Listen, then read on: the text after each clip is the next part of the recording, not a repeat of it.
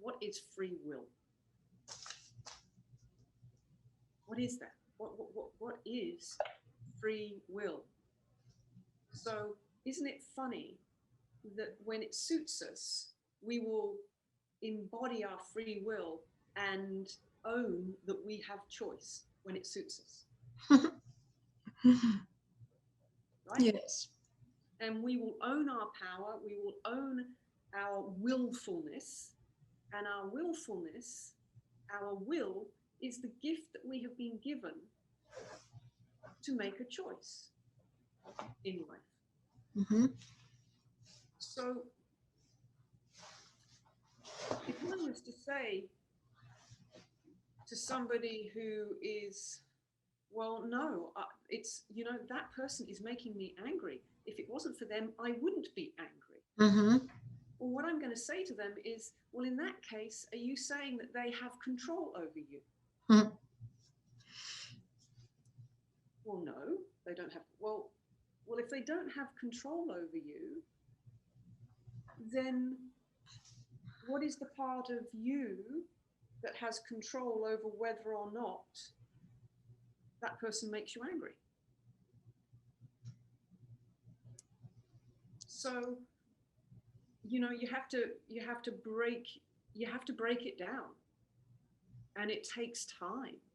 It takes time to sit with somebody and to break the construct of how we think and to break it down into small pieces, and to play devil's advocate, just as I did then, is to say, well, do you have choice or don't you have choice? Because, one minute you're saying you do, but when it suits you, but now when you feel like you have no control, which is,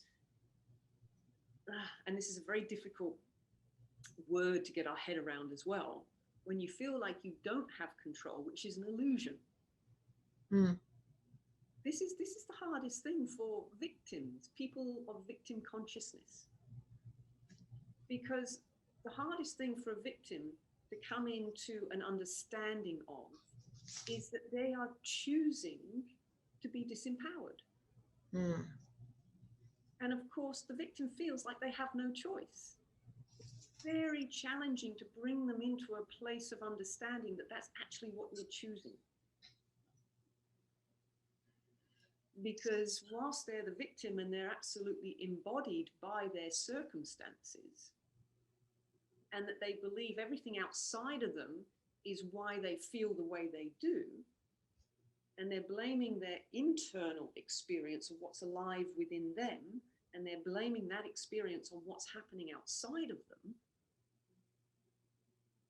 it's very, very challenging to bring a person into a different perspective of how it is that they are participating in what is being experienced, and that they have choice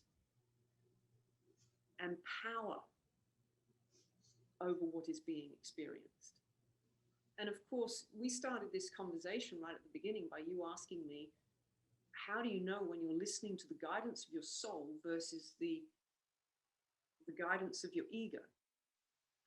Well, as you take a journey of introspection, self-reflection, once you are on that path of asking yourself more questions, you can't unknow once you know. And once you start to ask yourself, anyone who really believes that someone else is responsible for how they feel, I'm going to ask you, how does that serve you? Whilst you believe someone else is responsible for how you feel, how is that going to serve you? Where is their empowerment and ownership and responsibility in that belief? Because now what you're really saying to me is that you believe other people have the ability to control how you think, and what you choose to do in life. And as long as that is your current belief, I'm going to ask you, how does that serve you? How is that supporting you in life? Mm-hmm. And if you feel it's not supporting you, if you feel that that current belief that you're holding, that other people are responsible for how you feel, if you feel that that's limiting you in some way, then I'm going to start to ask you, are you willing to start challenging that belief?